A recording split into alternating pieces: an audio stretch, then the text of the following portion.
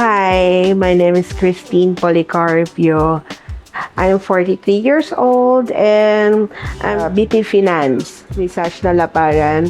She's my daughter actually. Ang work ko is to help my daughter sa mga business niya, sa finance niya. So, kasama rin ako sa mga vlog niya actually. And ano pa, mom of course.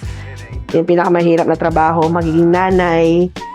And today, we are going to make things happen here at SB Clinic. Actually, sinasabi ng anak ko na, magpapayat ka na, ganito. So, hindi ko lang siya pinapakinggan. Hindi ko siya, parang okay lang to, parang okay na ako. I am happy na with my body. One time, when I'm walking, hindi ko alam, tambay lang siya. Hoy, ang taba mo. Sabing ganun na sa akin. Talagang, nashock ako. Parang hindi ko naman siya kilala. Tapos sabi niya, ang taba mo, hirap na hirap ka maglakad, no? Sa akin, parang natawa lang ako. Pero deep inside, parang, bakit nasabihan akong mataba? Parang, something wrong. Na nahihirapan na rin akong maglakad ng malayo. Pag nagbabiyahe kami ni Sashna, ni Julia.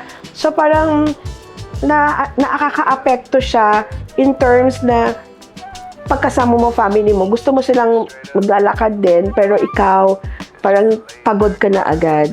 Nagmamatter siya sa akin, lalo na pagdating sa mga anak eh. Tsaka, physically, talagang nakakapagod agad. Ano ka, slouch ka, parang tamad ka lagi. There were times na, pag pinapakilala ko syempre ng anak ko ni Sashka na, that's my mother, ganun, that's my mom. Hindi sila talaga naniniwala. Sorry, I'm so emotional. Of course,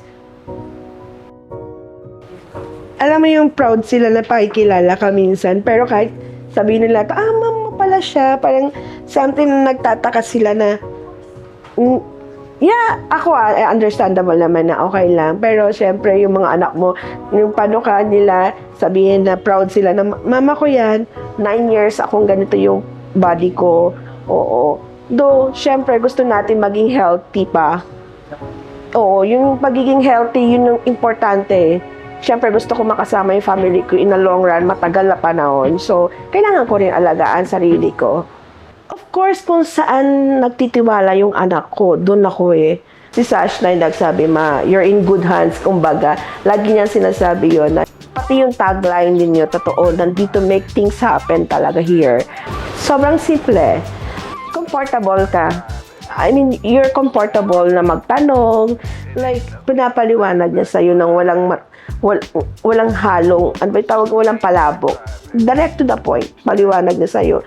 Tsaka, step by step. Hindi niya yung sinasabi na, oy, gaganda ka agad. No. Sinasabi niya yung step by step. And I feel naman na talagang safe ako kay Doc Jan. Sa lahat na interesado sa treatment na to, sa procedure na mangyayari, i-check nyo lang yung website nila na skinandbeyond.care.